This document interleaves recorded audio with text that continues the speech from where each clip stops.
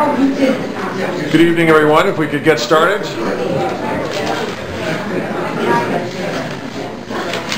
My name is Ron Milhorn. I'd like to welcome you to Issues and Answers Night, the Grand Avenue Bridge Ask the Experts. This event is being hosted by the Glenwood Springs Chamber Resort Association and co-sponsored by the Glenwood Springs Post-Independent, KMTS, and Cable Channel 10. Special thank you to the City of Glenwood Springs for allowing us to broadcast live from City Hall. Issues and Answers is being broadcast live on Cable Channel 10 as well as on glenwoodchamber.com/issues-answers. A video of this forum will be available at glenwoodchamber.com/issues-answers following the event. Now, today's questions for the panel have been collected from the public via the Chamber's website as well as last night's State Highway 82 Grand Avenue Bridge public open house at the Community Center. Questions have been pre-screened by a panel including myself, Heather McGregor, editor of the Glenwood Springs Post-Independent, Marianne Virgili and Angie Anderson of the Glenwood Springs Chamber Resort Association, and Hal Sundin of the Citizens to Save Grand Avenue Committee to ensure fairness and to avoid duplicate questions.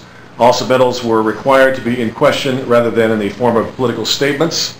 We'll ask as many questions of the panel as time allows. We're scheduled to go till 7:30, but unlike a debate, this is not a debate, it's an informational time, and you won't be timed, so you can give complete and thorough answers.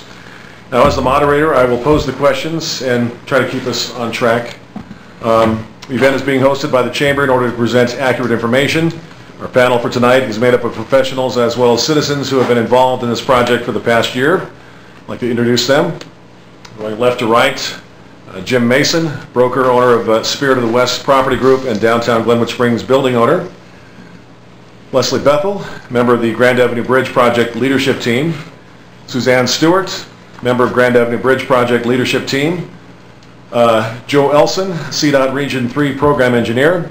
And at the end, Craig Gaskill, Consultant Project Manager with TSH. Each panel member will now give a brief introduction. Before we get to that, the categories were broken down by the panel, by the staff, starting with cost, bridge model, stakeholders and outreach, downtown and Grand Avenue concerns, pedestrian issues, 6th Street, bypass, the detour, access control plan, and we'll start with cost, but first we'll go with an introduction from each panel member, starting with Mr. Mason.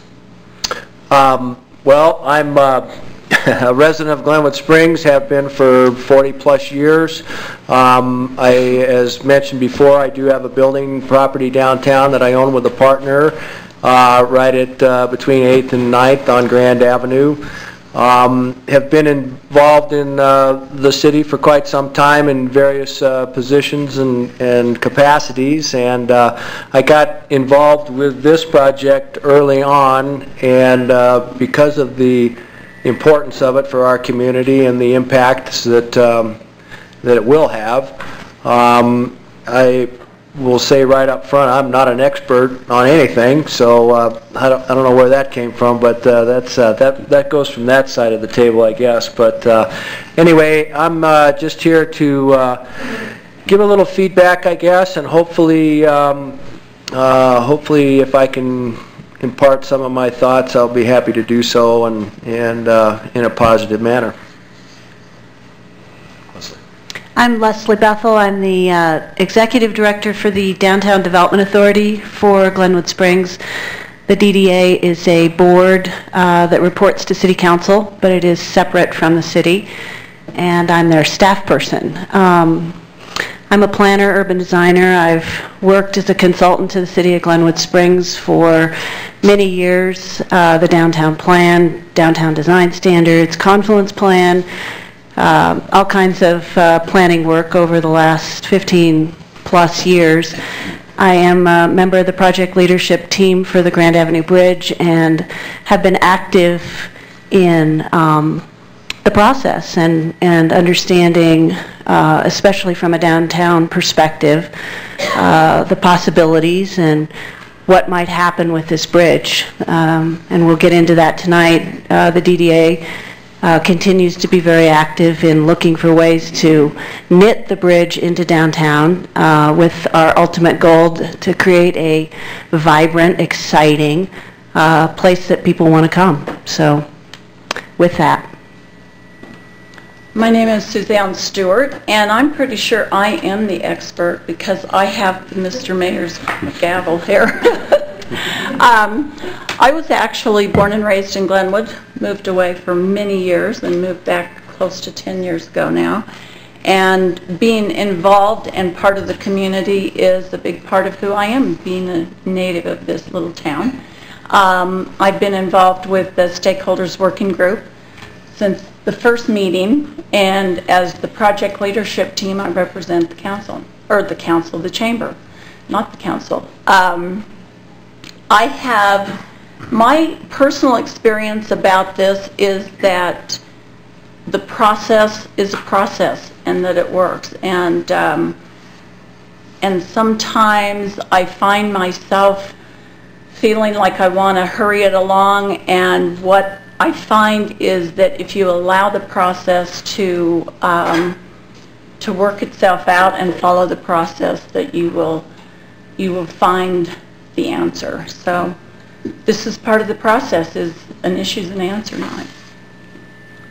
Hi, my name is Joe Elsen. I'm the CDOT Region 3 Program Engineer. My office is here in Glenwood Springs. I cover 5 counties now, or soon to be 5. I have Garfield County, Pitkin, Eagle, and Lake, and soon to have Summit. And I've lived here in Glenwood Springs since 1983. I worked 11 years on the Glenwood Canyon project.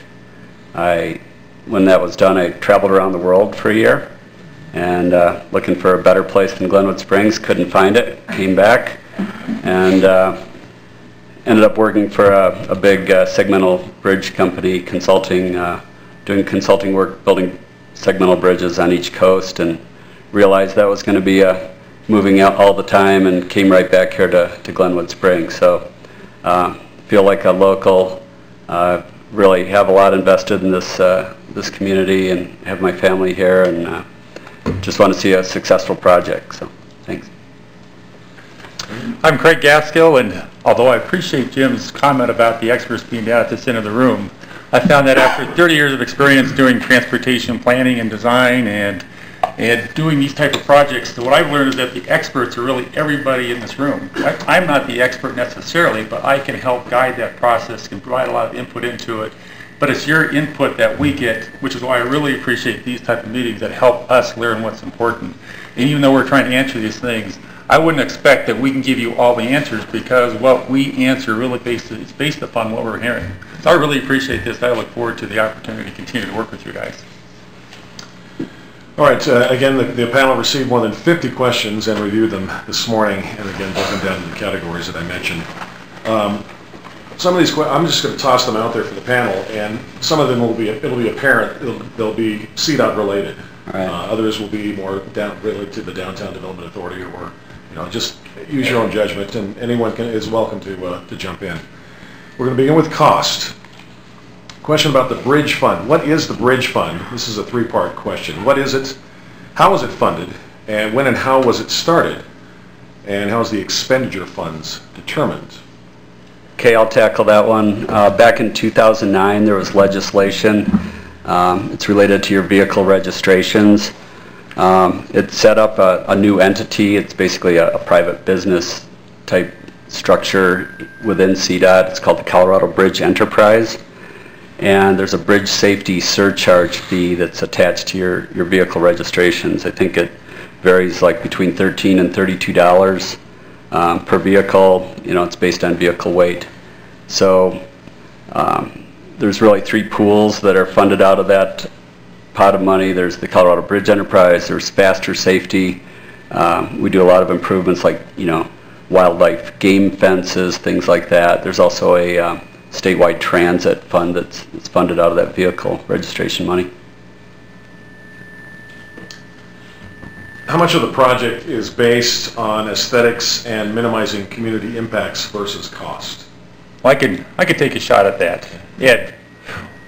What I've discovered over the years is that you can't really put a formula to what aesthetics or what environmental impacts or what cost or any other criteria go into a project. And there are a number of criteria. Early in the project, we had a visioning session. We got input from the public. We developed a set of goals, which resulted in a set of criteria. aesthetics was one of those criteria. And I would say that based on the input we received, it's probably one of the more important criteria that we received. Every meeting we've been to, people have been concerned about aesthetics, how the bridge will fit into the context of the community, what it's going to look like. And then when the pedestrian bridge came involved, there was just as much concern about how the pedestrian bridge might look and how those two combine. So really what we do is we take the input from the public. We look at all of those things that are affected, that are differentiators between the different alternatives, say which one best is the best answer for this project given the context of the community that we're in. Now, recognizing aesthetics is very important. Aesthetics has played a pretty big role in terms of what we're moving forward in terms of the processes. We have a lot of input, a lot of direction that we need to provide some very nice looking pedestrian scale improvements that the bridge itself needs to be an appropriate form that fits into the context of the community. But it's not a certain percentage. Now, that being said, outside of the NEPA process in terms of what's the right answer, CDOT actually has a policy that does provide for a certain percentage of aesthetics as enhancements to a project. So there's even some aesthetic consideration beyond what comes out of this NEPA process. So I would say it's pretty important, this project, more important this project than most other projects. If I might add something to that, from the very beginning of this discussion on this project, it was very apparent at the initial meetings that the community was very concerned about the aesthetics of this bridge, how it was going to look, and not only the bridge itself, but also the off-site improvements that would need to be made. So I think that although not everybody would maybe necessarily agree with the ultimately how the bridge is designed or how it all looks, the point is that it's been pretty much up in the forefront all along. So I think CDOT's done a good job in hearing that. Yeah, thanks. It's really has been important. It's, back again to Craig mentioned our context-sensitive solutions. We actually have a policy memo, guidance on that. A lot of it, the best way to explain it, and it's part of the explanation in the memo, is Glenwood Canyon. That was a real turning point for highway engineers. The way that the community got involved when they saw how I'll call it the rip and tear engineer approach to Interstate 70 widening, from No Name back towards the Vapor Caves, and those Gabion mattresses, that just wasn't going to work for Glenwood Canyon, and it took sitting down with the public and coming up with the right solution. And I'm really proud to have been a part of that project in the construction phase. But it's talking about the context. It's looking at where is this infrastructure improvement going to go? How is it going to fit? And pay homage to the historic nature, and also take care of the traveling public and the businesses too. So. Anyone else? Can everyone hear okay? All right. Next cost-related question. How much money is budgeted for real estate acquisition? How many businesses will have to close or relocate? I'll take the first part or the second part of that. Two right now, what we're looking at is the Shell station and that the business right next to it, which was it's owned by Edificio. I think it was an old Dairy Cream. We don't have specific numbers. We don't have appraisals yet, so I'm not really at liberty to give numbers, but we have ample budget to cover it. So. Move on to the next category. There were a number of questions about what a model for this project would look like. First question, can you build a realistic and accurate scale model of the bridge demonstrating the proximity to structures on Grand Avenue? How soon could we have this, and could it be put in some public display? Well, I'll take a shot at that. Early on, we had a lot of interest in what will this look like, developing a model of what that would look like. So we set on early on and hiring a company to actually build a model. The challenge that we had was we wanted to build a model of what the bridge is going to look like once it's done, but we don't know what the bridge is going to look like because we don't know what the answer is. We still have options coming into downtown. We still have options of what the bridge itself will look like. And then just recently we added a pedestrian bridge into the place. So we don't know what the final thing is, but we said let's go ahead and at least get the existing model done, but let's build the existing model so that you can take out the existing bridges and then put the new bridges in once we figure what they are. So we brought that existing model to the public meeting last night. A lot of people saw it and said, well, that's not what the bridge is going to look like. That's only what it is right now. So we just want to let you know what the new one's going to look like once we can actually figure out what that new bridge is going to look like. But based on this input and actually input we got last night, we think we want to go further in showing what that, particularly in the downtown area, what that's going to look like, how wide it's going to be, how tall it's going to be, and accelerate that little process so that we can have that model sometime in the spring the next time we bring it out. And then Joe actually brought up some ideas of how we can provide some earlier input in terms of, maybe let's let Joe talk about that, about doing some story polling of showing where those lines are. And before we go to that, we also have a computer model developed too that we'll be able to use for visualizations. We're just, again, trying to get all that wrapped up and be able to use that. But, I think it's really important. That was one of the first questions I got last night at the public open house. A gentleman came up next to the model and said, I own this building right here. What's it going to look like, out my front door? And I said, well, it's probably going to be about 3 to 4 feet higher. And, it really became apparent that we need to be able to develop some kind of physical representation. And this came out at a stakeholder working group meeting, that if we can get something that we can, it's light enough but looks enough like what the guardrail will be, and be able to show, here it is, it's 8 feet out from where the existing guardrail is, and it's 3.5 feet higher. At least people can react to that, and it's more real to them. So we're working on that too. And the other thing we did this summer was that the DDA sponsored some visioning and hired an artist to do some sketches of what it's going to look like around the bridge. Not so much what the bridge design is, but what will it look like standing at 8th and Grand and looking down to 7th and being outside the Bluebird Coffee Shop, and what's that distance? And we did a variety of sketches, 2 or 3 of just that area of how could you treat that. If you wanted outdoor dining right there, what would it look like? Could you provide a screen wall so that it was a more inviting area? Could there be some large planters with or pots with flowers? So the second piece of that is that the DDA is actually this spring going to hire another consultant team to help us look at all these areas in more detail and much more visualization, more sketches, and we even talked today about some Photoshop modeling that CDOT's going to do. So we're trying to get more visioning into the process so that people can understand the choices that are out there. It could look like this, it could look like that, and with choices, better decisions can be made. Anyone else? Okay. Move on to the next category. We got a number of questions regarding how CDOT engaged community inputs this project and communicated with the public. The next group of questions has to do with stakeholders and outreach. Stakeholders are often referred to during public forums. Who are these stakeholders and how are they chosen? I want to take a kind of an overview of the stakeholder and public involvement process, because that's actually a good question, because there's a lot of terminology we use and sometimes people get confused on just what we mean.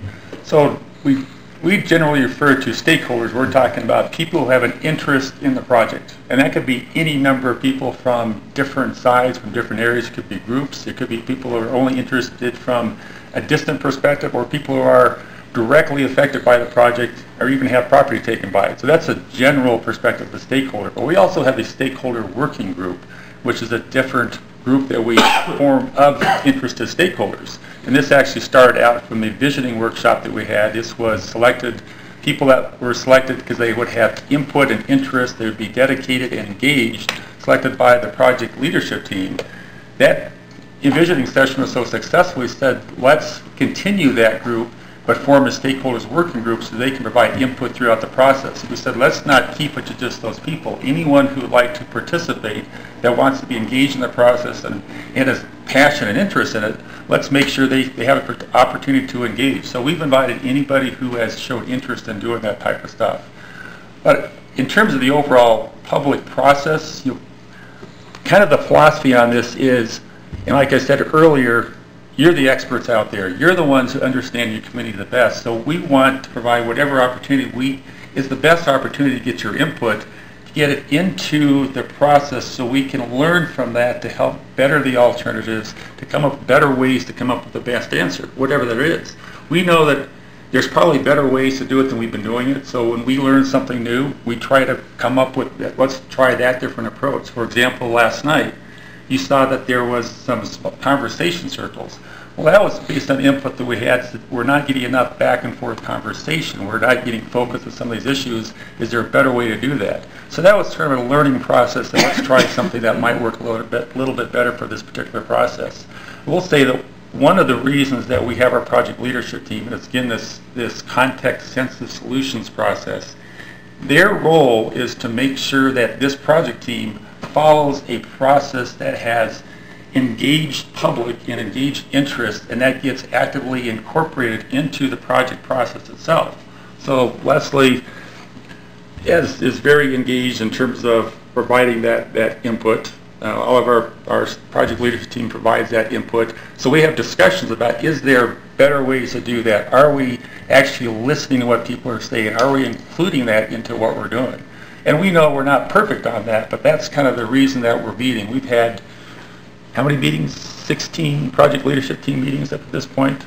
And then a lot of those discussions have to do with that type of input, that type of process of what's the better way to do it? Are we doing okay on that? I'm kind of rambling on, so maybe you guys have some better input on that. Well, I think I had talked earlier when I introduced myself that I thought that what I've learned a lot about is the process, and my personal feeling as a citizen of Glenwood is that I've been watching this process unfold and that it's working. And it's because many of you that are in the room are showing up to these meetings. We started the stakeholders working group meeting, or group itself, as a result of the visioning exercise, but it was because one or two of the men that were in the room at the end of that visioning exercise raised their hand and said, this group is informed and understanding, let's not let this go, what can we do?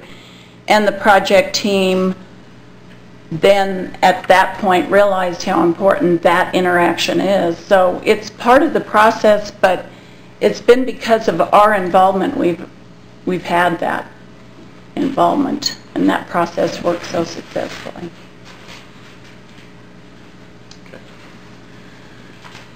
What is CDOT's process for allowing the community to provide input, and how are comments made in stakeholder meetings and public work sessions reviewed and used in the decision-making process? You know, probably the most common one is my email address is out there everywhere, it seems. So I get a variety of emails. It's on the comment forums, it's on the boards, it's on our website. So certainly any comments that come into me get circulated to our team, and you know, we read them all and we take it into account, and it's all part of the package of the documentation. You know, probably the best ones are received right around the public open houses, and when people get to interact and ask questions and look at the boards, and you know, we encourage people to take a comment form, and we try to ask good questions, and it's not a vote. It's usually asking a question about, you know, why does this appeal to you? What is the differentiator? What's the key underlying value that makes you feel more, you know, in favor of one alternative or bridge type than another? So that's all taken in. Craig, anything to add to that? Well, you know, I try to think of every time we have an opportunity to try to find another way to get input, we're trying to include that as a process. So at our public meeting, we say, if anybody would like to meet with us, let us know, we'll meet with you. if you have a group that you like to present to, we'll try to figure out how to present that to you. We've met with, I don't know, 25 small group meetings and maybe 50, 75 individual meetings. Met with City Council maybe 6 times, same with Board of County Commissioners, number of public meetings. But we're hopefully trying to reach out as much as we can. We have the public website. We've got a lot of input from the public website, a lot of information on the website. But that doesn't mean that we're doing the best job we can. We know that there's people we haven't talked to that we probably should have talked to. We've tried to make it as open as we can for people to approach us, but sometimes that doesn't always happen. Sometimes people don't get involved until they actually discover that it's going to affect them directly, or they just haven't heard about it for one reason or another. So even if we get input late, it's better than not getting input at all. I think you asked the question about how do we incorporate that input, because that's really what's important, is if we get input, how do we use that? And I think that maybe the question is, instead of providing examples of where we use it, it's almost harder to find examples of where we don't use it. For example, when we think about the different elements that come out of the project so far, almost all of those have been provided by public input. For example, Alignment C, when we started the project, I don't think anybody anticipated that we do anything other than look at that existing bridge and either rehabilitate or replace the bridge. After we realized that we couldn't rehabilitate it because we had so many problems, we had to rebuild it, we thought we were just going to rebuild the bridge. But then somebody suggested, well, why don't you build a bridge next to that bridge? So you can put the traffic on it during construction, and then you could take that bridge down. Well, that opened up a whole new area of alternatives that let's look at things that aren't on that alignment. So we started looking at alignments that were different than the existing alignment, which started asking the question, can you make those connections? There was actually a comment that came in at a public meeting that suggested that Alignment C, they didn't call it Alignment C, but they said, why don't you connect to the interchange down to downtown? So that actually came from a public input. And pretty much all the different elements, we had input from public that kind of helped kind of guide what those things look like. And we talked about it, evaluated when, this particular one makes sense. It actually evaluates better than some of the other ones that we've looked at. You're going to say something? I saw Joe kind of jump up. On Alignment 3. You're saying Alignment Okay. C. So, okay. So community input, you're saying, does carry great weight in making the final decision? I'd say it's carried great weight. That community input provides ideas that the project team then evaluates based on all those criteria. So it's the ideas that really generate the discussion and make us think of things that we may not have thought about. But they also provide kind of validation that if we come up with an idea and we start hearing that makes sense, a lot of it is the context-sensitive solutions. It's what makes sense for the community. So that's important to hear what that is. Well, really that alignment, at least I would say that it grew out of a local that's sitting out there tonight who became very passionate about the alignment of the bridge and asked us to meet him over at the Bluebird and rolled out some drawings and we looked at ideas, and I mean, that's at least my memory of where that alignment came from. Who makes the final decision? That's a great question. This project has federal money in it. It's federalized. It passes over the interstate. Some of the money that we're spending right now during this process is backed with federal bridge replacement funds. There's a bond that was issued by the Bridge Enterprise. And so we have a stewardship agreement with the Federal Highway Administration. This is a NEPA action. There's 3 ways that, three different categories. If it's a simple project, like we're going to overlay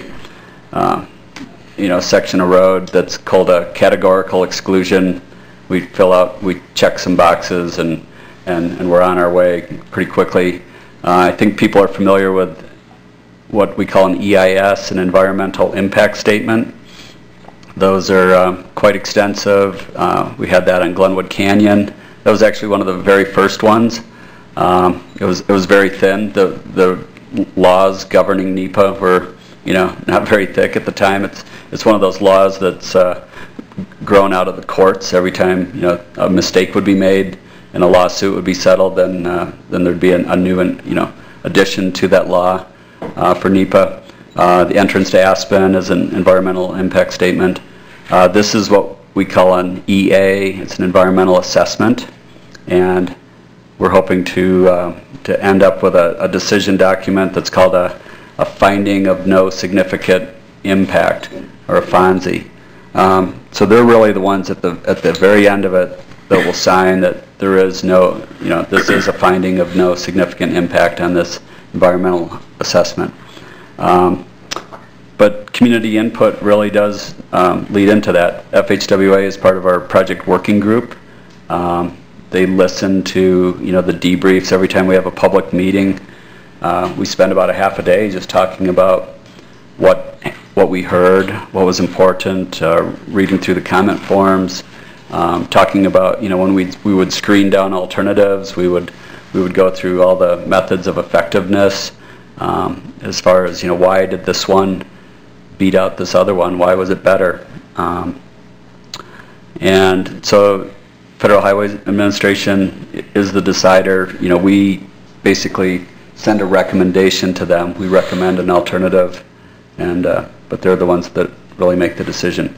But again, if it was a situation where a community just really wasn't behind the project, they would see that. I mean, they really are in touch with what's going on. So, I think we're really lucky on this project. We've had really great community support and input. So, and I think what helps us a lot is, we have our project leadership team and 2 members up here with us.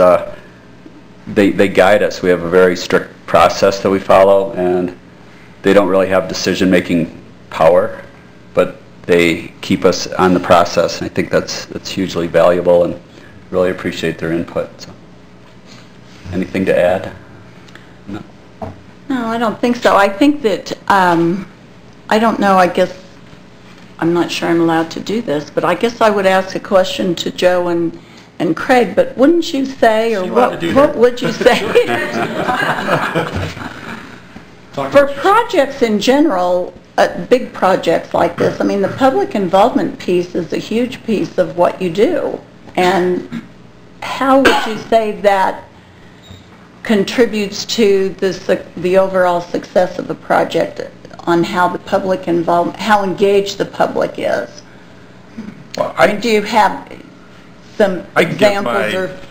Having gone through many years of doing this in different areas, even though there is a technical decision maker at the end, so FHWA, that actually the regional administrator, I think, signs it at the end, he won't sign it until all these other approvals are taken care of. So there's the Corps of Engineers, if they're involved, there's the SHPO, the State Historical Preservation Office. They have to go through Section 1 of, these are all technical terms that are come out of the NEPA laws of different approvals that have to occur before he'll even sign it. But he won't sign it unless he hears from his staff that it's gone through the proper process, that the right decision has been made, that the documentation is complete. So really, he's relying on his staff and his people below him to confirm that. Now, those staff members, as Joe mentioned, sit on our project working group. So they're actually hearing the day-to-day discussions, the deliberation, the input that we're receiving. So they're hearing when there's issues and concerns and how they're being resolved, and are they being resolved in a manner that's appropriate based upon the NEPA law that they have to follow, based upon the public input that they're also encouraged to. And it's not like you have to follow a certain level of public input, but they are very much encouraged to provide a proper level of engagement. And the more issues there are, more enthusiasm, the more ideas there are, the more engagement they would expect to see. So they actually provide input if they think we're not providing enough. They actually ask questions if they think we haven't had enough engagement with the public. They say, have you, so they look at our public review, our public meeting board, and say, have you asked the right questions for that? So they're very engaged in terms of that. But they're also very concerned about what they're hearing from the public. So they want to hear what we're saying. They want to hear what public say. They want to hear what's coming from the city council, from the elected officials. So they're very concerned, and they're engaged upon that. So they're combining all that with their laws that they have to follow and how well it meets the criteria. So they're making sure we're following the process and that we're hearing the right things and putting it all together in a package. And the projects that succeed are the ones that you have listened, you have looked at the criteria, you have made reasonable decisions based on the information that's out there, and come to logical answers that make sense based upon the information that's been provided. So they recognize that there's never a perfect answer. You can't say that this one solves every problem, but did you go through a reasonable process to get to the answer? That's really what they're looking for, that you follow the answer. Again, we're in the stakeholders and outreach category, and another question, have the individual business owners been contacted about the new bridge proposal? Well, I could take a shot at that. You know, I said that we know that we're not perfect on our public involvement. So we have attempted to contact all the owners. So originally Tom Newland went out, walked up and down the street. Tom and his wife went out, walked up and down Grand Avenue and Colorado and Cooper and tried to contact, let everybody know about the project, give them information on it. Now they didn't contact everybody, but they left flyers at every business that was out there. I subsequently went out along Grand Avenue between 7th and 8th to make sure I could talk to those people that were available there. And I also realized that you can only talk to people who are actually there at the time. But we talked to quite a few. We had a Grand Avenue business meeting. Joe and I attended. We probably had 20, number of people here were in that meeting, 20 people that maybe attended that meeting, just really to answer questions, to kind of hear people out what their concerns were, explain where we're at. Obviously, we try to make it available for anybody to attend at any point to try to get the information out there. But I know that there are people who have not participated, that we have not talked to them, and probably people that we should have talked to. So, you know, we would like to talk to anybody, and hopefully more of these type of events and meetings like last night will actually provide an opportunity for us to have that conversation with them. Because the input, whether it's positive or negative, helps us in terms of determining what the issues are and coming up with a better solution what the problems are. You know, I guess to add to that, and I don't know if any other panel members have questions, but you know, the farmers market, you know, we had a booth there. Also at Strawberry Days, you know, there was a lot of contact made with a lot of different types of people, you know, both locals and people from out of town during that. And you know, Craig and I and Tom and I have gone out and reached out to civic groups, you know, like the Rotary and Kiwanis, things like that. So. I'd just like to add as well that early on in this process, that was identified as something that we needed to do, was to get the word out to the individual property owners. I also neglected to mention I'm on the Downtown Development Authority Board myself. It was not my intent to come here and represent the DDA, so I'm not doing that. But in that particular board, which is all made up of business owners or property owners within the Downtown Development Authority, it was one of our sort of a side goal of ours to try to get the word out as well. And personally, I went and tried to meet with people on the 700 block as well as the 800 block, and spoke with, well, I didn't probably catch everybody, but it seemed that most people were either aware of it or most people were somewhat in denial that this was not really happening again or whatever. And so I think there was some that got on board and some that didn't. And there's been some recent developments that I think has got everybody's attention again, and I think that's a positive thing as well. But I think that all in all that both CDOT and the city and the DDA have done a fairly decent job of trying to make sure all the individuals were made aware of it. You know, I get a lot of positive feedback from people that you know, they're just thrilled that we have the money to fund this project. You know, it's a pushing $60 million project. If we didn't have the bridge enterprise funding, we'd be really in a bad spot. Our region, which is 14 counties, well now 15 with Summit, before Bridge Enterprise was getting about $3 million a year. So that would take 20 years of not fixing any other bridges, and you'd have to funnel it all to this project. So, you know, it's a good thing. We've got a bridge that's got some issues that needs to be replaced, and we've got funding, and we've got great, public involvement. So I think that's why we get these positive comments. How can the outreach and feedback process be improved? Well, I think speaking for the project team, I'm always looking for ways to improve it. And so when we have those discussions, we hear input from the public, we try to incorporate those to the extent that we can. I'm actually more interested in what some of our other panel members might think about how it could be improved. More people come. That's the best way to improve the process, is to get involved. So whether you're happy or discontent with what's going on, show up to meetings. Last night I thought it was real interesting. I really liked the new breakout group format because, for instance, the new pedestrian bridge possibility, there were, 11 designs? How many designs were there? 14 designs for a new pedestrian bridge, and you could sit there. There was a little half circle, and you could sit and look at the designs and talk about which ones you liked, which ones you didn't like, why you liked it, why it fit with Glenwood, why it didn't fit with Glenwood, and it was a very interactive process. So those of you that haven't gotten involved, it is not too late. Come, and if you just show up. It's the best way to make it a better process.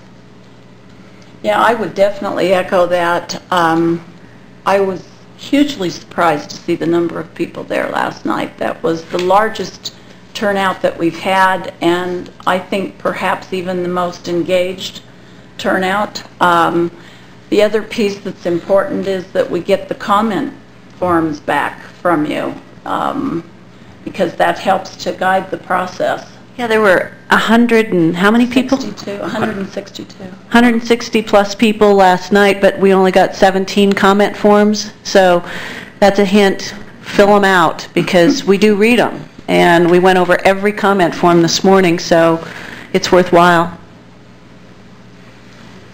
Finally, regarding last night's meeting, a question here. When will CDOT make the open house sign-in sheets and the list of stakeholders available to the public? The sign-in sheets, and are sign-in sheets not available to the public right now? Well, like last night's meeting. Last night's meeting, yeah. Yeah, I have to say that normally we haven't put the sign-in sheets on the website because we feel there's some people who would rather not have their information on the website. It does have address information on there. We use it to send information out, or preferably to send emails out. I guess we'd have to decide to have the discussion. Is it appropriate to put that information on a website so everybody has access to those things? Now, all the public meeting exhibits should be on the website. All the previous public meetings, all the exhibits are on the website. We also have public meeting summaries that we put on the website. It usually takes a few weeks to get that summarized, but we do put those on the website so you can see what the general information that was collected, what we learned from the meeting, kind of what that meant, how many people showed up, those type of things. I don't know if that helps answer that without when it's going to be on the website. I'm not sure we can do that. Okay. We have a lot of ground to cover. We move on to the next category, downtown and Grand Avenue concerns. During construction, with accessibility reduced, what is the plan to maintain and enhance the health of the downtown and Grand Avenue businesses?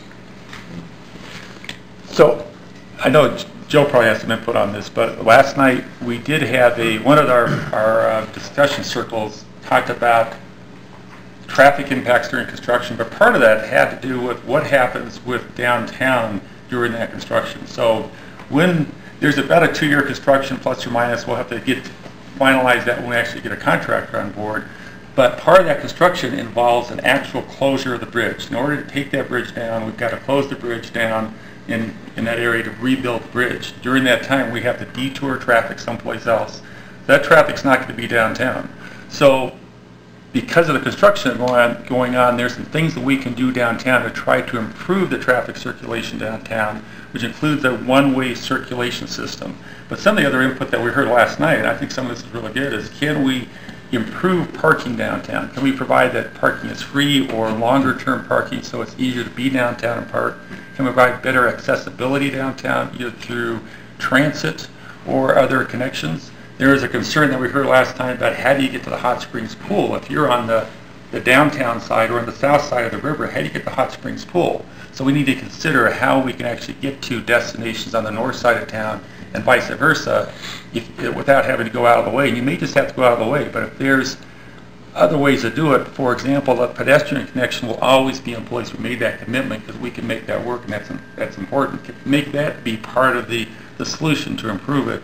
That'll be part of how we can do that. There's some other ideas that I know Leslie's working out with DDA in terms of how we can do some things that we're working with DDA on terms of enhancing downtown. Oh, is that what you want me to talk about? You're looking at me. Did I get off the question here? I think it's construction. Enhance the health of downtown. Oh, during construction. Okay. Yeah. So we'll let Joe answer. Well, I'll chime in a bit. As being a chamber board member, I know that at our meetings we have talked about how we can maybe get involved and help, and not that we have a solution, but we have done a little bit of polling on our own to some of the downtown businesses to get some feedback from them on maybe doing some kind of events and helping them support their businesses during construction. And so I don't know that there's an answer for that right now, but that is one of the things that's on our agenda, is to consider something for the future during that construction period. But I think I have some really good news on this topic. This project is not going to be your typical low bid process that's used a lot in my industry. We're going to use an innovative contracting technique called Construction Manager General Contractor, or CMGC for short. And it's a process where we procure a contractor under a best value. You know, we ask them, we send out a request for proposals, we ask them to tell us about their project team, their capabilities, their innovations. We tell them about the goals and how important it is to take care of the businesses downtown and the community and the traveling public. And we get back these they're just like consultant proposals that really go into depth. And we've had really good showings. The meetings that we've had like about 16 contractors, very well renowned. This is the third type of this project in my program area. We've got, we're building a bridge out at Dot Zero. We use this method. We're going to be rebuilding the spur road in Eagle, and we've got a contractor on board using this method. And this will be the third time. It's a great way we get them on our design team so that we get input as we go along. You know, they're able to look at the plans and go, I don't know if I'd build it that way. You know, I think it's going to be better and cheaper and faster to do it this way. We listen to them. We talk a lot about risk and, you know, is it a real risk, or can it be minimized, or who should take that risk? You know, otherwise in a low bid, you know, they're given a set of plans and specs and several weeks to look at it. And we take the low bidder, and you know, it's probably the one that didn't put enough contingency in, or really didn't understand something that was in the specs, and that's the person, you know, that's the firm that we have out there. You know, this firm will get them on board. They're going to be able to come to public meetings. They're going to be able to interface with the businesses and really understand and price accordingly what needs to be done to make this a successful project. So we're really thrilled about that. I might even throw in that the last night a number of contractors were at the public meeting, because that RFP is already out there. And these contractors, I saw them standing there, and they were hearing what people were saying about you need to find ways to reduce the construction period. You know, it's important that we don't let this go on and on. This need to minimize that construction time that is closed. That's what's important. So the contractors are hearing that. We've told them the same thing. They've asked us the question, what's important in this project? And that's one of the most important things, is minimizing the impacts during construction. So I expect that they'll probably come up with some innovative ways that are even better than what we've come up with. You know, that's something that again was brought up very, very early on, that, you know, we needed to figure out a way to mitigate the impact of this construction. And so I think that, and again, that was one of the things when I would talk to individual owners of buildings or businesses, that was it's still a major concern. In fact, just heard it again this evening before we came over here. You know, we've had the opportunity before to have very disruptive projects on Grand Avenue, and the contractors that we've hired for that in the past have done some innovative things and have done some really good jobs on trying to manage that traffic flow. And I think that we also had a little bit of a taste of that with the parking structure and with the present library structure going on. And the city was very proactive about, you know, providing other parking spaces and keeping the contractors, you know, out of the downtown area as best they could. So I think that, you know, I don't think that's going to be a concern that that is not going to be paid attention to. It's definitely in the forefront. So I guess, I mean, things remain to be seen, but you know, it's definitely in the forefront for sure. So would CDOT or the contractor assume liability if there are physical damages or negative impacts to businesses? You know, two different topics there. I think, you know, we require our contractors to cover, you know, have insurance. So if they damage something, that would go under their insurance policy. Again, you know, we're going to have them on our team for over a year. They're going to build this project on paper 10 times over. It's going to be, you know, we're going to be really focused on executing this, you know, putting together the right plan and executing a plan that's flawless, really. So I'd be really surprised if you see any of those physical damages because of the contractors, you know, inaction or carelessness. As far as business loss, that's something that's not really compensable under our state laws right now. But again, we're going to try everything that we can. We're going to try to minimize that. We're going to, you know, I think if the way that this project is coming together and with some of these innovative ideas like possibly building part of the bridge structure next to where it needs to go and sliding it into place, I think you're going to see people coming to town to watch that.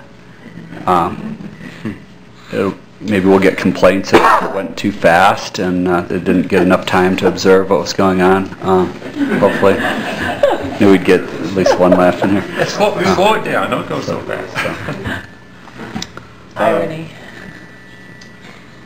The area underneath the bridge is pretty unsightly and not really inviting. What are some of the plans to enhance this area under the bridge? Well, so you do know the area under the bridge. Everybody's seen the area under the bridge. So probably one of the first things I heard at the very first public meeting was ideas about how we can enhance underneath the bridge. And that included making it more airy, raising it up, bringing it closer to 8 so we have more space under there, and bring it far enough to the south so they can actually walk through where the alleys are and actually walk all the way through, so that can be improved in that particular area. And that kind of worked well with the needs of the bridge, because one of the problems with the bridge, we didn't have enough clearance over 7th Street and the railroad. It had to be raised anyway, so those combined actually provided an opportunity to provide that space. Now, with that space, one of the things that's come out of that, and many of you might have attended a meeting that we held in conjunction with the DDA and End of July? sometime around that time. And DDA did some great work in terms of what might that look like if you have that area. And hopefully everybody's seen that. It was available on your website for quite a while. I can't remember where it was available. We had it on a website. Had it on your website, right? Maybe it was on our website. Maybe it was on the city's website. It was on a website for a while. Actually, it might still be there. But in terms of what those ideas are, you probably have a lot of input. Well, I think, a couple things that you said is that there's an opportunity with the bridge is going to be a lot thinner to start with and pigeon-proof, right? We hope. But, with the area from those 2 alleys, I mean, this is what's kind of exciting, that the 2 alleys are now going to be able to connect underneath the bridge. And so another one of our goals this spring is to provide a range of sketches that show options of how that could be developed, and it'll all be a very public process, and hopefully all of you will come and say, you know, I like this, I don't like this, and you'll see how it can connect to 7th Street. That's one of the other projects the DDA is going to be looking at this spring is what is 7th Street going to look like, and how can we further support the restaurants and the activity on 7th, and how are we going to deal with parking, and what is the sidewalk going to look like, and how can we create more outdoor dining, and how will that all connect under the bridge with the plaza. So it has the potential to be a really cool area, and again, all of you will look at, you know, 3 or 4 options and decide what you like and give us direction. You mentioned parking. Yeah, I was just kind of thinking as Leslie was talking about that. Another question that's come up, and maybe a little bit of confusion, is that, you know, the Downtown Development Authority is looking at all these enhancements and improvements. And it sometimes can be confusing that the Downtown Development Authority is looking at that, and then CDOT is looking at this bridge. So what's the relationship between these two? Who's paying?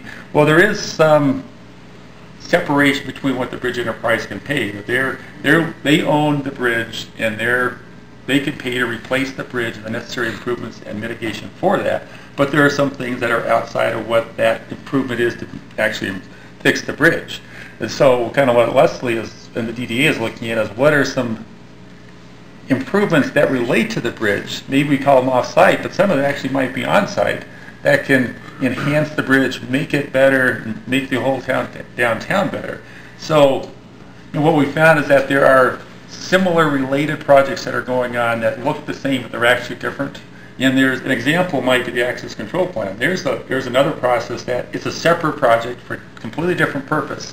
It's not the bridge project, but yes, there's a relationship between the two. And we actually asked them to participate at last night's meeting because there's a lot of similarities and concerns about that, as is the bypass discussion that's occurred. So there's a lot of similarities and an overlap on that. So there's a lot of pieces going on that it's sometimes important to understand the differences and the similarities and how we relate and how we try to work together on those.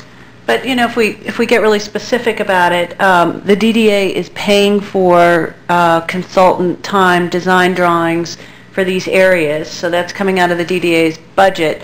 But CDOT would most likely, or the Bridge Enterprise Fund, would most likely pay for that area under the bridge. So that would be part of their, wouldn't you say?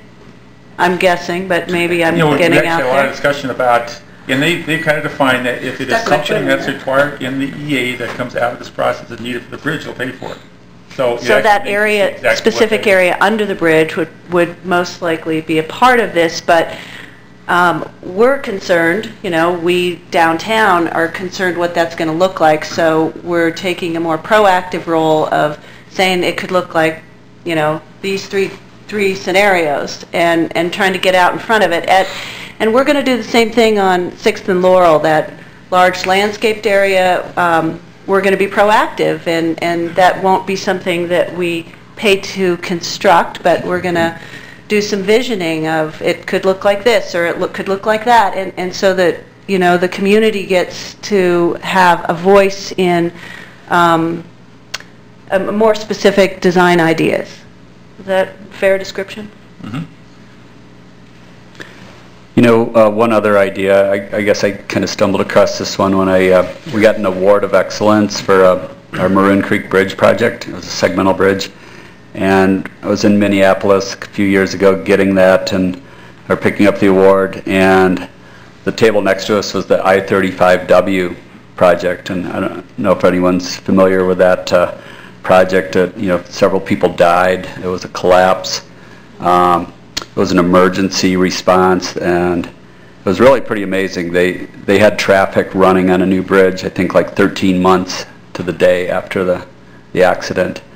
But during the presentations, they really were able to reach out to the locals and incorporate, you know, like go out to the schools and get the kids making, you know, artwork that could be incorporated into the, you know, context-sensitive, you know, historical piece of the bridge. And I've had some conversations. We haven't talked about it a whole lot in our process. I think we've been trying to be focused on bigger picture things, but I've gotten a lot of response around that. I think it would just be a great thing, and I think it would make it a really memorable place. So I think that's something you'll hear more about as we go on. So. Question about parking. How many parking spaces will be lost or gained with the new bridge? About downtown or overall at the Hot Springs? I don't believe that we'll lose any parking spaces with the bridge project itself. And if we do lose any because we impact that, thinking intent is that we would replace those in kind someplace else. Now that's for the bridge itself in terms of what we're looking at in terms of mitigation. That doesn't mean that there may be a reason to do something that reduces the number of parking spaces in betterment of something else that's more preferable in terms of the bridge. But at this point, I'm not aware of actually losing any parking spaces. Well, along Wing Street, I think there's 5 parallel. Thanks, Chris. And there's several underneath the bridge. 500. Okay, 7. So.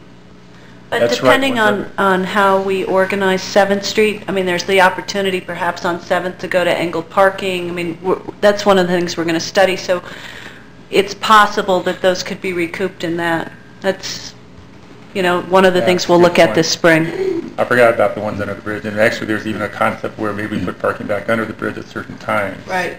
Yeah. And what Craig's referring to is we looked at the possibility of doing parking under the bridge some of the time and then opening it up as sort of a plaza space some of the time. And so these will be the options that you'll look at this spring and summer and decide what you want. And I guess to add to that, there's certainly parking that goes on over at the Hot Springs Lodge and Pool. We used to get calls, the chunk of concrete would fall on a customer's windshield, and we're hopefully working on a replacement of the bridge and be able to take care of that. But we see where we'll be able to give them back as many parking spaces as we'll need, some kind of a trade or even try to make it better for them. So. Finally, how will the challenges of increased noise, air pollution from exhaust, vibrations from the higher volume of traffic generated by a new, bigger bridge be mitigated? Well, as an environmental assessment, one of the roles of environmental assessment is to look at the environmental impacts. And actually, environmental impacts, by definition, environmental assessment is much larger than just true environmental, but the ones you described are environmental impacts. So air quality, noise, water quality, those type of things. So each of those will be evaluated as appropriate in NEPA, of course, and I'll take an example of noise. So, and the noise, they'll do a noise model that looks at what the existing noise is. They'll actually run a model. They'll calibrate it against what the actual noise is. They'll go out there and measure that. And then they'll forecast that future, because we're looking at a 20-year planning horizon. So we're actually doing everything on a 20-year planning horizon, what that traffic is expected to be. They'll take the new alignment where the cars are expected to be, cars and trucks, and then run a noise model for that and compare that against the no action. So if we did nothing at all, what would the same noise be in 20 years from now? And they'll account for the congestion that might be there, but they'll also consider what's the greatest noise generating period during that time. So it turns out that even though there is congestion during much of the time, there are also times when you're running at a peak flow and actually getting larger noise. So they'll count for the largest noise and they'll compare those two. So each of those will be looked at as appropriate in the environmental assessment based upon what those differences and changes are. Which month makes a difference if if you're listening to the noise in February or if you're listening to the noise in August? Yeah, there's actually a new noise model out there. It's the I can't remember the name of it, but it's a new noise model. So it accounts for traffic congestion, accounts for stops and goes. It's much more accurate in terms of the modeling, and it asks the questions of when is the greatest noise generating time in terms of snow conditions, because it's true that the amount of absorption affects noise. So when you have less absorption, you actually have more noise that bounces off. So more vegetation makes a slight reduction of noise, as does snow on the ground actually increase the noise slightly. So those actually affect the noise model. good question. Move on to people that like to walk, pedestrians. What plans are being made for better pedestrian and bicycle access? In particular, how will connections to the Glenwood Canyon and regional bike trails be maintained or improved? So if you went to the public meeting last night, there were some exhibits showing what some of those connections might look like. We've got a lot of input in terms of the importance of trying to provide good pedestrian bicycle connections for the project. And it turns out that CDOT even has a policy that encourages looking at bicycle and pedestrian connectivity and use when you're looking at a project such as this. So when we met with the River Commission, which is also very interested in the trails and the connections, one of the inputs that we heard was anything you can do to provide a better connection to Two Rivers Park, to the Glenwood Springs Trail, to the Rio Grande Trail, or to the existing network would be a great enhancement to just replace the bridge the way it is. So our first time we actually showed kind of the alignment 3 plans, we kind of showed where sidewalks were, but we got pointed out that it really doesn't provide very good connections to those trail systems. So last night we attempted to show us how we might be able to improve that. We got some pretty good input on that, but we also recognize there's some things we can improve in terms of those connections. So one of the things that we're now showing is instead of having to cross State Highway 82 at grade from the new pedestrian bridge to the Two Rivers Trail, you have a underpass, you go underneath the bridge instead of having to cross it at grade. So it actually makes it a safer and more friendly environment to do that. That doesn't mean there might be some enhancements that we've talked about that we're looking on. So that's part of it. The pedestrian bridge itself, so right now the current plans for the new pedestrian bridge is 20 feet wide. The current bridge is 10 feet wide at several spots, so we're basically doubling the width of that bridge. So that's certainly a great improvement or opportunity to improve the pedestrian and bicycle connectivity and actually make it much easier to ride bikes across the bridge than it is right now. And of course the connection in downtown, and there's a couple options on that. The intent is to make that more friendly as well. And that's actually a challenge how you make that work, but we're trying to make that more friendly so you can get into downtown easier with pedestrians and bicyclists in a manner that's easier than it is right now. I think early in the process we identified at the visioning workshop that we've had, we talked a lot about the pedestrian environment and how important that was to North Glenwood and to downtown.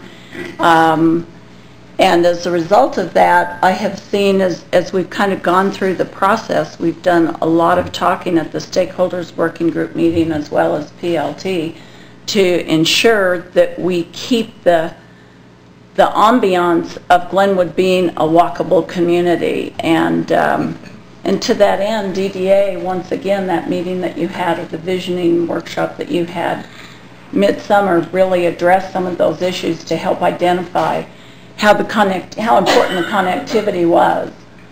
And just making, I mean, these off-site improvements are all about pedestrian inviting and outside dining opportunities and planting and more attractive and more comfortable to be a pedestrian downtown and go shopping and eat. And so I think that, what you're going to see this spring and summer as we get into the design of these areas, whether it's the redevelopment of 6th Street, 7th Street, or alongside Grand, anywhere from 9th to 7th, is just more pedestrian-friendly street treatments, whether it's plantings or sidewalks or benches or lighting, all of those, that level of detail to try to create alongside this bridge a more pedestrian inviting downtown.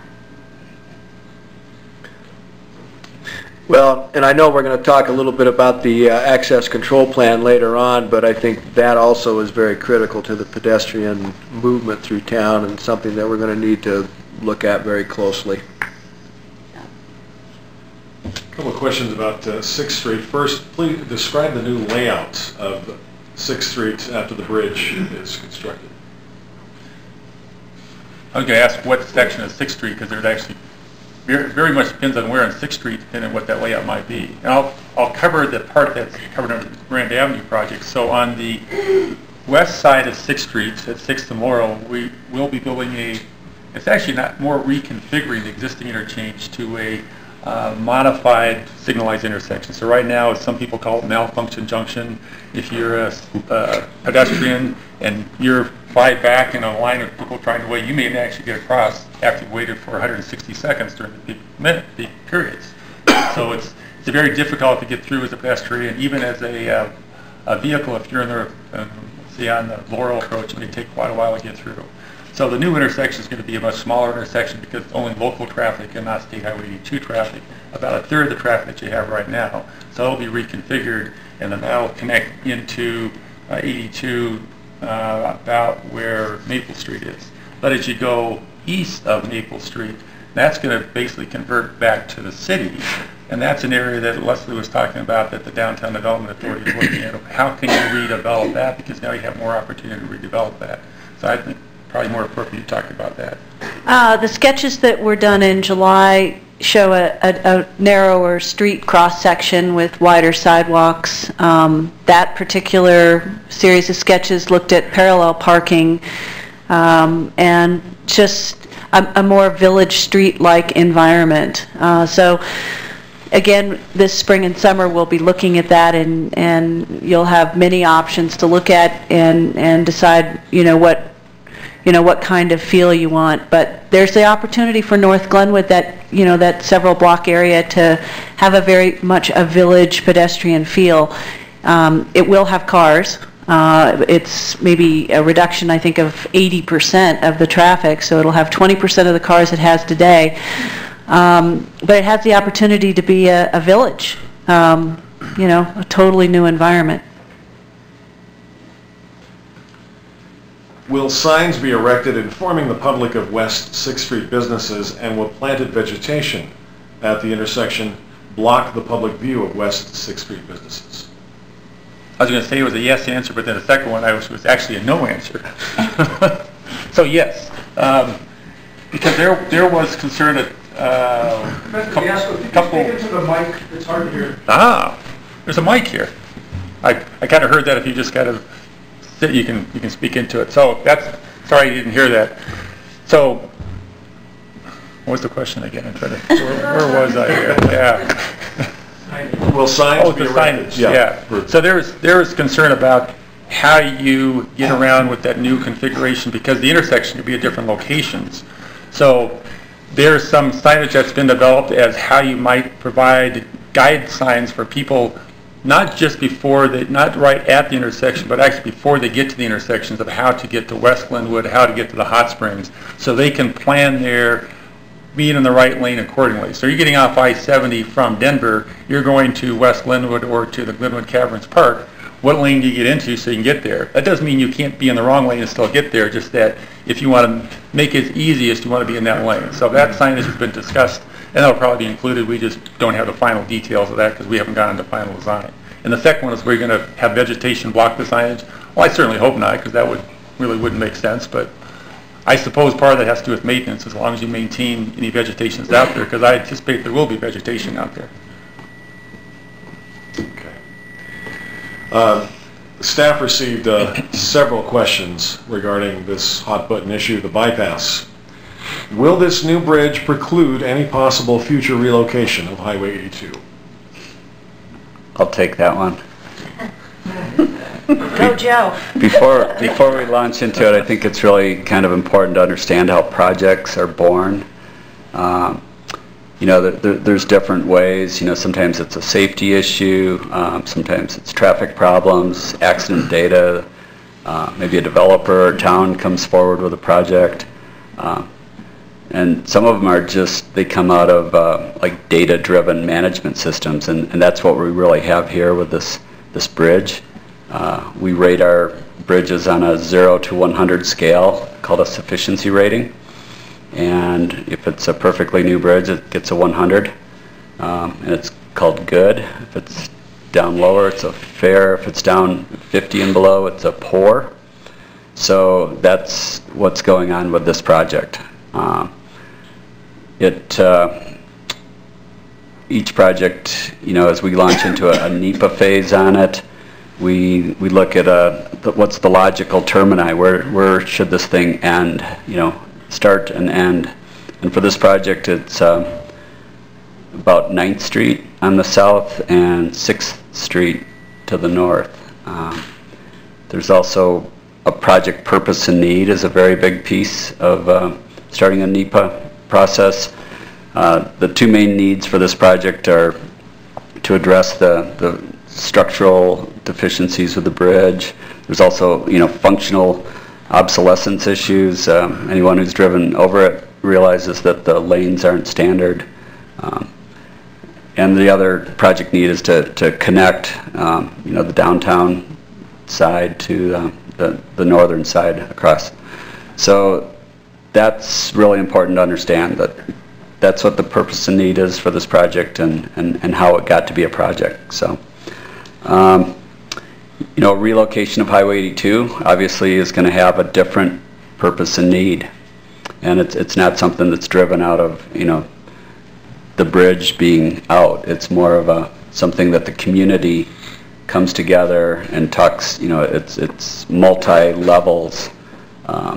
It's getting the city and the county and the RAFTA, which is a transportation authority, actually. It's the first rural transportation authority, and the state. And realistically, for a relocation that would tie into I-70, federal highways needs to be part of that discussion as well. So, as I was leading the different conversation circles last night, I found it really handy to have a proximity map that showed most of Glenwood Springs, and I would take, I would hold my fingers this big and show this is our project area for the Grand Avenue Bridge, and the project area for a relocation is off the map. I mean, it's that whole map plus all the way out to West Glenwood and probably really down to the South Bridge. So I think everybody that listened really gets that now, that they're really totally different projects. So I just thought I'd kind of clarify that. So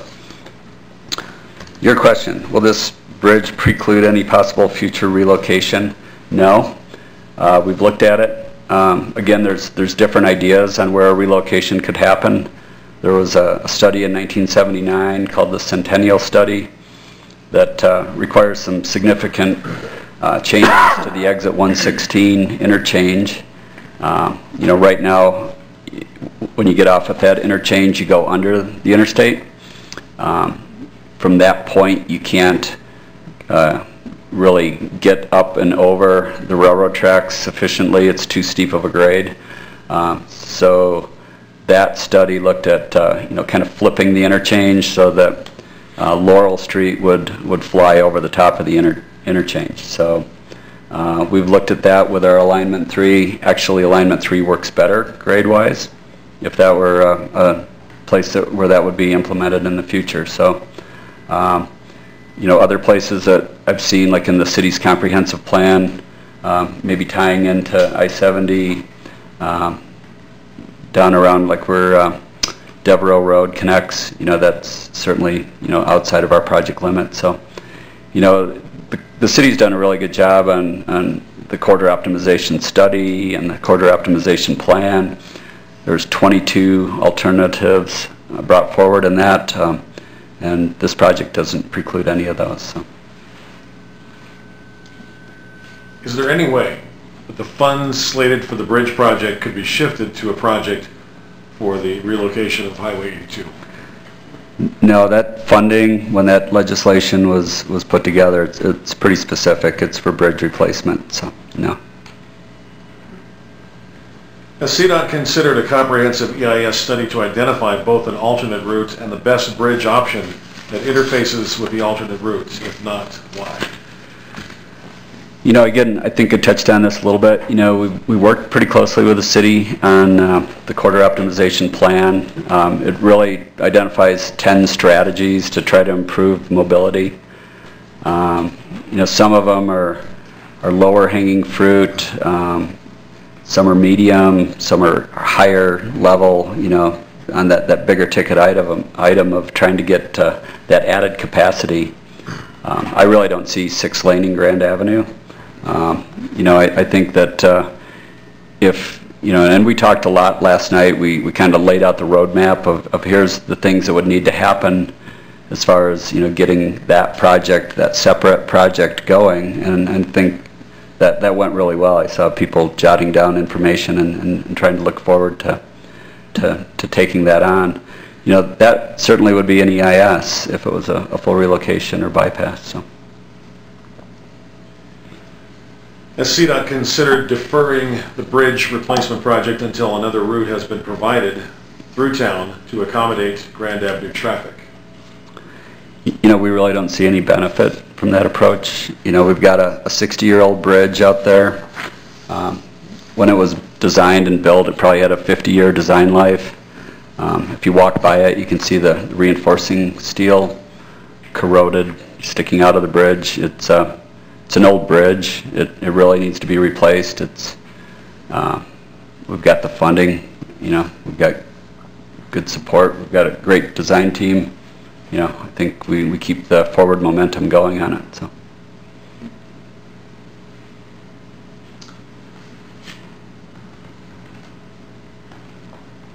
We move on to the detour during bridge construction. Is it possible to construct the proposed Grand Avenue Bridge replacement without imposing a 2 to 4 month long traffic impasse? I'll take a answer on that. So early on, in fact, I think it was our first visioning session, we asked a general question: is it more important would it be better to have a partial closure for the length of the construction, which is, we're guessing at about 2 years? We probably have 2 lanes open on Grand Avenue Bridge for most of that time, except for some partial full closures, maybe at off-peak hours and nighttime. Or would you rather have a very short closure where you actually tear down the bridge, take all the traffic off, close it down, and then open it back up again? And the response was overwhelming. In fact, I think we had 4 groups at that particular visioning session. Every one of them said, definitely make it as short as possible, just close it down, but plan it so that we know when it's coming and that it's during an off-season time, so it minimize the impacts to our businesses, but minimize that time. And they asked how long that was, and we thought about 2 months, if it was about 2 months. Since then, we've been working on what do it take to reconstruct the bridge, and if you went to the meeting last night, you saw some of the phasing diagrams and what some of the options are. So we've been identifying that it's 2 months or less, and we think it's probably less than that, but we want to be conservative in that approach. And we're still hearing the same thing. We brought that up and we said, is that still appropriate? We still heard that that's the appropriate thing. So it is possible to be less than 2 months. I think this said 2 to 4 months. With the bridge types we have right now, I think 4 months is not, it really is way out of line of what we think we're doing. 2 months or less is really appropriate. But I will mention that couple of bridge types that we had screened out, they did have longer construction times and higher risk of what that construction time might be. So for example, when a contractor gets out there and starts building this, things do go wrong from time to time, and they realize that, things didn't work as well as we thought, it could take longer. So there is some range of how long that takes. So some of those more elaborate bridge types, they had much higher risk of how long they would take, and they were much longer than 2 months. So we actually screened those out, recognizing that we could provide a very aesthetic looking bridge on the pedestrian bridge and make a highway bridge that was compatible with the pedestrian bridge. So we've challenged the contractors as part of the RFP to minimize that amount of time, to minimize impacts to businesses. And we're encouraged by what we're hearing from them that they have identified ways to do that. Now, we don't know what the answers are yet, but so we're still thinking it's 2 months or less, but we're hoping that it's going to be less than that, and maybe a lot less than that. Have any commuter simulations been made to estimate the severity of the impact of construction on traffic? If so, are they resulting longer morning and afternoon commutes and or traffic backups at acceptable limits? So you almost have to look at this from a different perspective, in that there really is only one option for traffic to travel during this closure of the bridge, and that is on Midland Avenue. Now, once it gets to 8th Street, you can go into downtown and take Midland, but Midland really is the better route in terms of providing that capacity out there. That being said, as you look in a 20-year planning horizon, if you were to take all the traffic that's expected in 20 years under the current growth that's out there, you couldn't put it on that. But that's happened a lot of other places that you can't actually build things with the traffic that's out there. Example is Carmageddon in California, where they actually closed down a freeway over a weekend. Traffic dropped 99% during that time period. It was through a good public information campaign, identifying ways to reduce traffic, providing other options for people to take traffic, and actually there was very little and almost no congestion at all. There's another example in St. Louis where they actually rebuilt a freeway, not just did improvements over a weekend, rebuilt it over a matter of about a year, a whole entire freeway. Now they did have better options, detour options than what we have, but they were able to provide a public information campaign and provide opportunities for people to take other routes before that freeway opened back up again.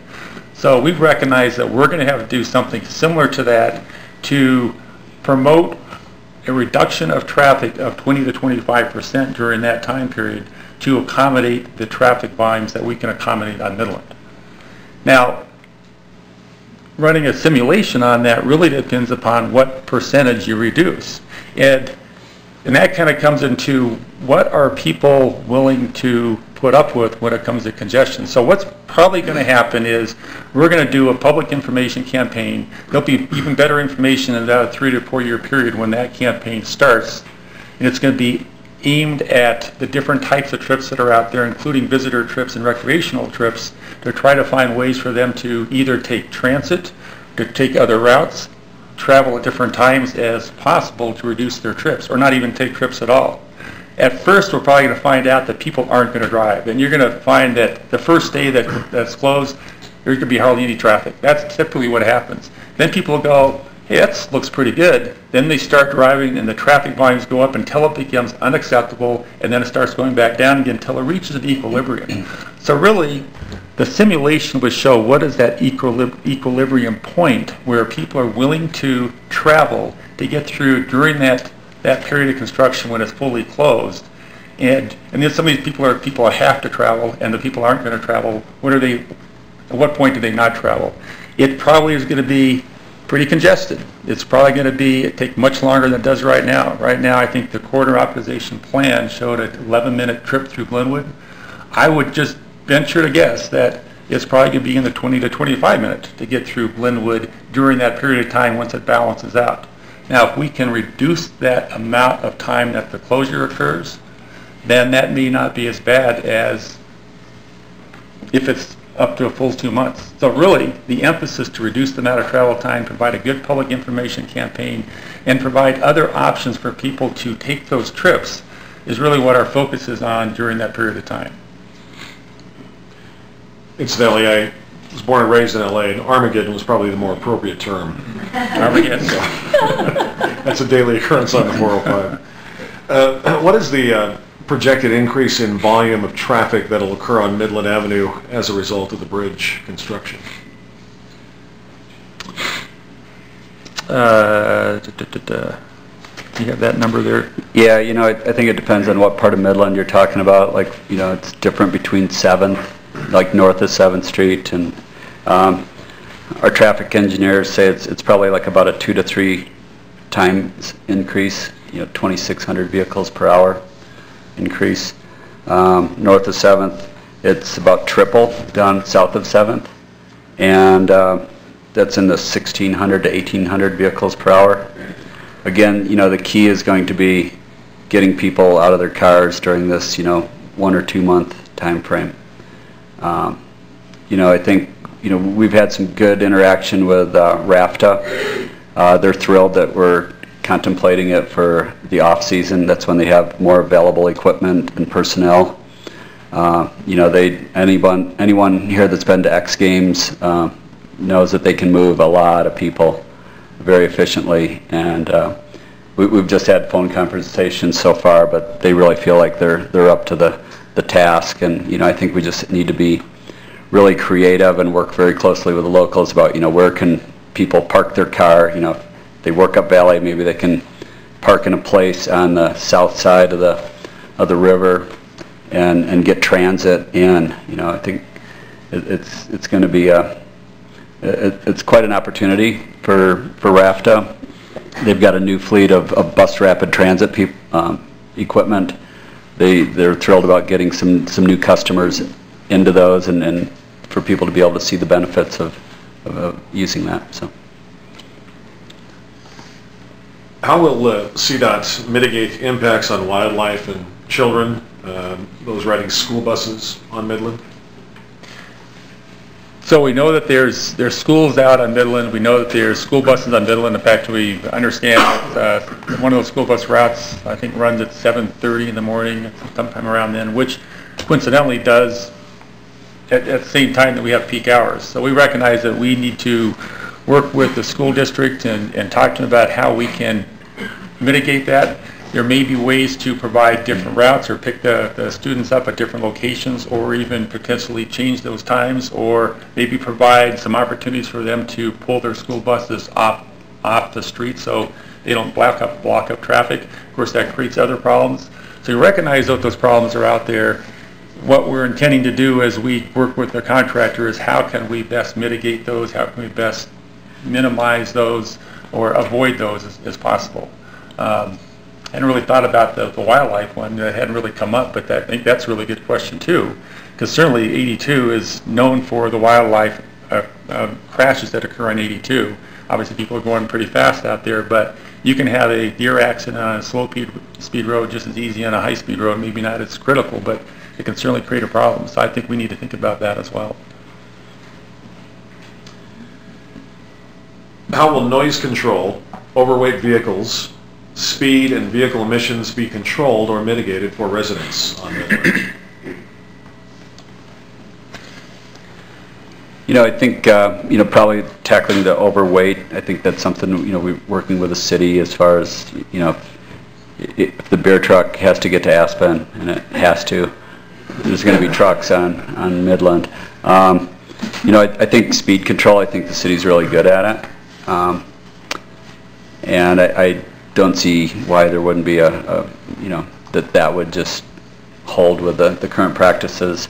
I think we're still talking, these are design details that we need to work with, but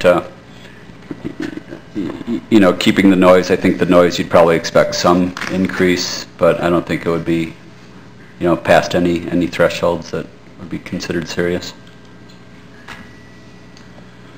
All right, move on to the final category. That's the access control plan. Again, a number of questions came up regarding this. Please briefly describe the access control plan and where the process is and as far as adopting it. Okay, that's a CDOT process, working with the city. That's out of our traffic group. It's really trying to, it's really in response to some city requests in the past. When we did the first concrete paving down in Grand Avenue, we were requested to put in some medians and different things, and we said, well, that's going to be cutting off access. There was also, so we encouraged the implementation of looking at an access control plan, which, sounds horrible, control. It really kind of gives you some freedom from the access code. It's a stakeholder-driven interaction. Of course, it's a situation where some movements aren't going to be able to happen, so people get upset about that, and I think that's why we want to have good discussion about them. I think everyone's been to communities where the access has been controlled or managed throughout, and it's planned, and you really don't even know that you've got it. It's just that it's safe. You don't have people coming across from the other side. Denver Tech Center is kind of an example. I spent some time in Boulder recently. It's just the access is managed. So, I think it also came out of the Dan Burden study that the city had brought in a livability, walkability expert who said, you really ought to look at an access control plan too. So, right now it goes, this is probably getting ahead, but I know we're kind of a little crunched on time. It goes from State Highway 82 starts right at the bottom of the interchange, and this access control plan goes out past the south bridge, so I think it's getting divvied up into different chunks now to try to make it more bite-sized. So looking at like the 8th to 14th Street is kind of the immediate task right now. So there's a public meeting, I think, on February 12th. That's the next time that's going to be an interaction. So be sure to put that date down. By the way, Jim, Leslie, or Suzanne, do you have something you want to offer? You want to jump in? And that's totally fine. Well, this is a good time for me to jump in, actually. A lot of the previous questions have been pretty technical and more about the bridge and that sort of thing, so I think appropriately handled here. You know, one of the things that I think really brought people out the other night was the access control plan. And I think that that is something that is connected to the bridge, but it's also somewhat a separate issue from the bridge, and one that I think that we really need to be careful about. I sort of look at our downtown business community, if you will, as being somewhat of a fragile ecosystem. And if you compare that to, like, you know, when you go diving, you don't walk on the coral beds, and when you're hiking in the desert, you don't walk off the trail, because it takes literally hundreds of years for that to repair itself. And I think that there are some things that are maybe on the table right now that could take a lot of years to repair themselves if we move forward with them. And I, with all due respect to the city and the previous studies and everything else, I just think that things like, well, I think, you know, whether people are aware of it or not, we learned a little bit of a lesson when we did the library project. And that was that when 8th Street was shut off on that side on the east side of town, that there were a couple of our stronger businesses in town that saw a decrease in their business. And you know, I think those are the kinds of things that we really need to be careful about, and that we need to analyze a little bit more from a business perspective, not necessarily a model of traffic flow and things like that. So I just would I'll throw my 2 cents in there, that I think that's something that needs some additional thought and consideration. So the access plan and the bridge are clearly connected. Why are they not considered as one package instead of 2 separate ones? You know, there is a little bit of overlap, but honestly, an access control plan is, you know, it's like a contract. It allows the local entity to be outside of the access code, so it's really a different contractual instrument. You know, really our overlap with this project is 8th Street. You know, we know that there's only 100 feet between the buildings. You know, right now we're, you know, again, as you know, we've been talking about all night, you know, we've been out talking to people. We know that the width of the structure is important. So we've really been looking hard at, you know, what can we do to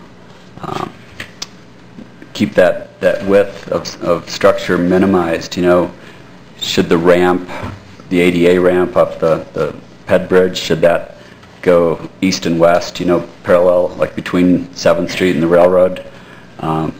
That really seemed like the plausible thing to do. You know, especially if we're going to continue the left-hand turns, you know, southbound off of Grand at 8th Street. So as we got looking into it, and the access control plan team, you know, started looking at, you know, it would really help to get vehicles, it'd be easier to cross 82 if you took out half of the signals downtown.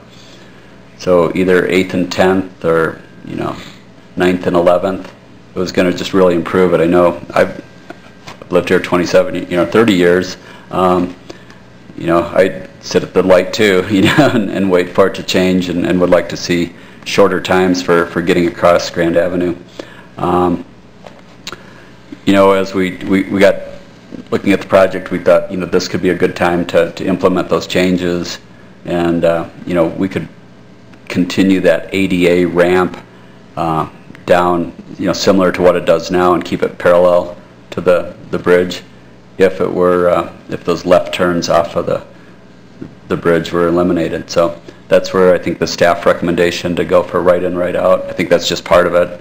There's definitely parts of that process that I haven't been involved in, so I can't speak fully to that, but that's really the overlap. And I guess I just want to mention that we still feel the access control plan. I mean, we've asked, it's got some sorting out to do, but it's real important because we can't make any changes. For instance, medians. We couldn't do that without an approved access control plan. So we've got work to do, but we need to keep that end goal in sight, that there's a reason why we've embarked on this. I don't know if you can speak to that at all, but... Yeah, well, it's always good to finish what you've started. And, honestly, the whole plan goes on further and into, South Glenwood and stuff like that. That certainly is not part of our project, so the bridge project. Well, and it isn't part of this project, so I think it's really important to keep that February 12th date on everybody's calendar to be part of that open house for that access control plan, because that's only going to be as good as the kind of input and involvement that we can provide at that time to the city as well. Maybe, sorry to cut you off, Ron, these are great questions, and I know that you had to pare down a lot of them. Maybe that's something that, for that open house, maybe you can compile your list of questions so that you can make sure that you're getting them answered properly. What part of the access plan will go into effect immediately upon completion? Typically the way these access control plans work, it's if there's a redevelopment of the property or there's a construction project. So again, this project really just goes to 8th Street, so it would really be the 8th Street intersection, is what my understanding is. So I don't know that we've talked enough about whether 11th Street would be part of that too or not. So. Under what conditions would the Good Shepherd Lutheran Church at 1630 Grand be at risk if the access control plan is adopted? The way that it's currently configured, I wouldn't expect a change there for a very long time. Again, it's back to that redevelopment, and if there's operational or safety concerns that were to occur, that might make a difference, but I don't really see something happening there for quite a while. If traffic signals are removed, as suggested by the access control plan, how will speed limits be maintained? Those signals don't really function as controlling the speed, but our traffic experts don't really see an increase likely to happen under that. Again, I think it's all about enforcement. The enforcement Glenwood Springs has done locally very effectively, I think, by no personal experience there, but keep an eye out. But we really don't see that connection. Yeah, I might add to that, even though the access control plan is not part of the Grand Avenue Bridge, that these questions have come up, and the questions have come up in the Grand Avenue Bridge about speed as well. So if you're widening those lanes, how's that going to affect speed? So really the research on speed has to do with people's perception. So enforcement is one of the elements that controls people's speed, but it's not the only thing. So people tend to slow down when there's more congestion, when there's more activity going on, there's more distractions that are occurring, or if it's a narrower, say, medians are out there. So I kind of find it interesting that one of the things that are being considered as part of the access control plan are potential medians. Medians by themselves could actually slow down speed because it makes people feel like it's a more confined area and they might be able to slow down as they go in, regardless of the signals being there. That's just kind of an interesting side point. And actually, parallel parking slows down cars because cars are making that movement in and out of spaces. So in many downtowns, they prefer to keep parallel parking to slow down traffic and to protect the pedestrian. that buffer between the moving traffic and the sidewalks is that parallel parking. If no left turns are allowed, how will emergency responders access properties on Grand Avenue between 8th and 9th? There's been quite a bit of interaction between the access control plan team and the emergency service providers, especially the fire chief, and they feel that they have a plan that they can negotiate those, they can make those movements. And it's also important, I think, to realize that those emergency response vehicles can make movements that are not allowed to other vehicles. So. Finally, what will the traffic patterns be on Colorado and Cooper as the result of the access plan? There was a really good board. One of our access people was at the meeting last night, and I think one of the things we talked about in our meeting was to try to help people understand we're going to bring some of those boards from the public meeting over here, and I think that would be a really good one also to have that people can look at. It looked like it's typically about a 2-block kind of out of traffic or out of direction move that you'd have to make. If you're restricted to a right in, right out, you're going to have to go down to the next block and come around. So it's typically, I think that was the maximum that I counted was 2 extra blocks. So Joe, would you repeat that? Are you going to have boards from last night's meeting in the front of City Hall? Yeah, we just talked about it this morning. We haven't asked permission from the owners of this facility yet, but I think if they're up for it, I think that would be a really good thing. So it'd be a good way to just have people be able to ask better questions and study them with more time. So. And will you have any place for people to make comments or? Yeah, we had that same discussion if we're going to have boards there, let's have some comment sheets so if people are looking at that, they can provide some comments, and maybe it's like a comment box like you had for this. They can put it in the comment box, we could pick it up and then use that and respond or get good input on it. And we also thought that we had a lot of boards at last night's meeting. There was a whole bunch of, sorry about that, a whole bunch of boards out there. So maybe we show like a section of boards. So maybe it's the boards on the pedestrian bridge types, and then maybe next week we have some boards on something else. And that was kind of the discussion we've had, is how can we kind of make some meaningful little pieces of information where we get input as people are going by. All right. Well, this concludes our panel discussion. I want to thank our sponsors. First, I thank our panel, Jim Mason, Leslie Bethel, Suzanne Stewart, Joe Elsen, and Craig Gaskill. Thanks to the public for the active participation, which the process continues. And again, mark your calendars for February 12th, the next open house. Thanks to our sponsors, Glenwood Springs Chamber Resort Association, Glenwood Springs Post Independent, KMTS, Cable Channel 10. Thanks to Cable Channel 10 for their live broadcast, and the City of Glenwood Springs for allowing us to broadcast live here from City Hall. Thanks also to Heather McGregor and Hal Sundin for helping review questions in advance. A video of this forum will be available at glenwoodchamber.com/issues/answers following the event. So, thank you for your attendance and your participation. Have a good evening. Thank you. Thank you.